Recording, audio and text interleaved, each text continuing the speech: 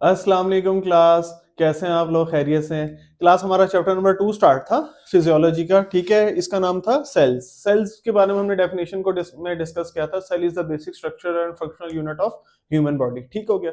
इसके बाद फिर कुछ कंपोनेंट्स थे ऑर्गेनेलीज के हमारे पास। ठीक है, राइबोसोम्स है, साइटोप्लाज्म है, गोल्गी ऑपरेटस है, माइटोकॉन्ड्रिया, ये सारे उनको हमने डिस्कस किया। उसके बाद जो अब हमने आज डिस्कशन स्टार्ट करनी थी वो थे टिश्यूज। टिश्यूज भी हमने थोड़ा सा स्टार्ट कर लिया था। जैसे उसकी डेफिनेशन हो गई, a collection of cells associated with intercellular material specialised for particular function. इसमें हमने ये चीज डिस्कस की थी कि सबसे पहली चीज इसमें क्या, कलेक्शन ऑफ सेल है। ठीक है, कलेक्शन ऑफ सेल बेसिकली क्या है, वो या तो एक फंक्शन परफॉर्म करेंगे या एक से ज्यादा परफॉर्म करेंगे। अच्छा, इसमें फिर टिश्यूज की आगे चार टाइप्स थे। कनेक्टिव टिश्यूज थे, एपिथेलियम टिश्यूज थे, नर्वस टिश्यूज थे। ठीक है, उसके अलावा मस्कुलर टिश्यूज थे। अब जो हमारे पास आज पहला है ना, वो है connective tissues. Connective tissues basically क्या होते हैं, इसको डिस्कस कर लेते हैं। सबसे पहले, it is characterised by presence of relatively few cells. ठीक है, सबसे पहली चीज तो यह है, it is characterised by relatively presence of relatively few cells. यानी कि एक तो इसमें बहुत कम सेल्स होते हैं और इसमें इनकी प्रेजेंस जो है वो ज्यादा इफेक्टिव होती है, but large amount of intracellular substances. लेकिन इसके अंदर क्या चीज ज्यादा होती है, इंट्रासेलुलर सब्सटेंसेस जो है वो इसमें ज्यादा है। अच्छा, इसके अलावा कनेक्टिव टिश्यूज के कुछ कंपोनेंट्स हैं, सेल्स है, फाइबर्स है, ग्राउंड सब्सटेंसेस हैं। और जब इन दोनों को कलेक्टिवली, फाइबर्स और ग्राउंड सब्सटेंसेस को कलेक्टिवली हम क्या कहते हैं, मैट्रिक्स कहते हैं। इसको साथ साथ हम देख लेते हैं हमारे पास बुक में क्या डिस्कशन की हुई है। सबसे पहले तो उसने बताया हुआ है कि the fibres and ground substances, fibre and ground substances are collectively called as matrix. पहली चीज तो ये आ गई कि ये मैट्रिक्स की डेफिनेशन आ गई। एमसीक्यू में भी आ जाता है, ये बार बार इंपॉर्टेंट है कि मैट्रिक्स और ग्राउंड सब्सटेंसेस जो है, मैट्रिक्स को क्या कहते हैं, फाइबर एंड ग्राउंड सब्सटेंसेस। अच्छा, इसके अलावा a description of these basic components of connective tissues is necessary before discussing the classification of connective tissue. ठीक है, अब हमें ये तीन चीजों को समझना जरूरी था ताकि हम आगे जो है कनेक्टिव टिश्यू की जो क्लासिफिकेशन है उसको हम देख सकें। सबसे पहले है कनेक्टिव टिश्यू सेल।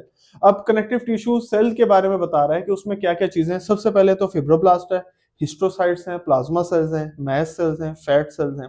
ये सारे किसकी टाइप्स आ जाते हैं, कनेक्टिव टिश्यू सेल की टाइप्स आ गए।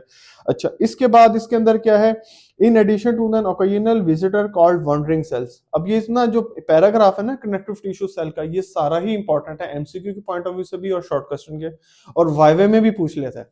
तो इसको जरा गौर से सुनिएगा। इसमें हमारे पास फिब्रोब्लास्ट है, हिस्टोसाइट्स हैं, प्लाज्मा सेल्स हैं, मास्ट सेल्स हैं और फैट सेल्स हैं। और लास्ट नंबर पर कौन से हैं, वॉन्डरिंग सेल। वॉन्डरिंग सेल कौन से हैं, जो ओकेजनल विजिटर्स होते हैं।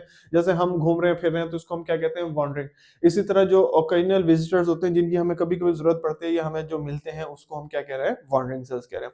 लेकिन इसमें मेन कौन कौन से सेल्स हैं टिश्यूज के, fibroblast, histiocytes, plasma cells, mast cells and last number is the fat cells, यानी कि जिसको हम एडिपोज टिश्यूज भी कहते हैं।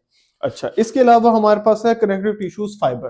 पहले तो थे टिश्यूज के सेल, अब हमारे पास जो नेक्स्ट है वो है टिश्यूज के फाइबर्स। फाइबर्स में हमारे पास कौन कौन से हैं, there are three major type, collagenous, reticular fibre and third number is the elastic fibre.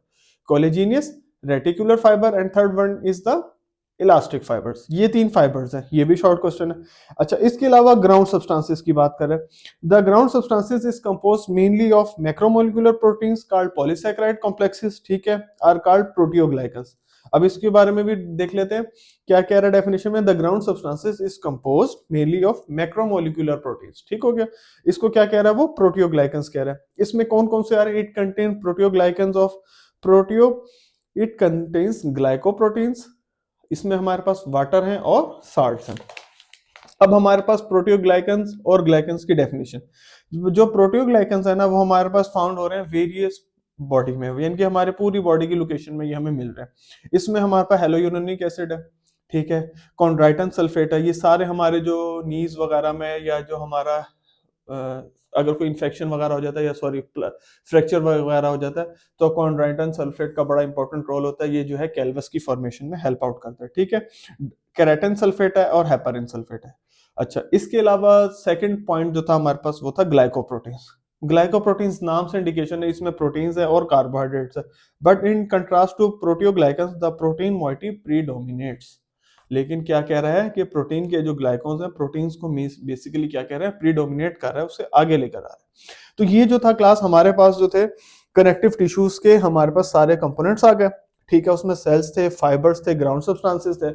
उसमें फिर हमने कनेक्टिव टिश्यूज सेल कौन कौन से थे, मास्ट सेल थे, फिब्रोब्लास्ट थे, प्लाज्मोसाइट्स थे, प्लाज्मा सेल्स, मास्ट सेल्स थे, एडिपोज टिश्यूज थे, और इसके अलावा बॉन्डिंग सेल्स थे। ये हमारे पास टिश्यूज में आ गए। और फाइबर्स में हमारे पास जो थे वो कोलेजिनियस फाइबर था, रेटिकुलर फाइबर था, और थर्ड नंबर पर जो था हमारे पास वो इलास्टिक फाइबर था। तो क्लास ये जो है ना हमारे पास कंपोनेंट्स कनेक्टिव टिश्यूज में, सॉरी टिश्यूज में जो 4 टाइप्स हैं उसमें से जो हमारे पास कनेक्टिव टिश्यूज था वो टॉपिक जो है आज कवर्ड हो गया। Thank you so much class.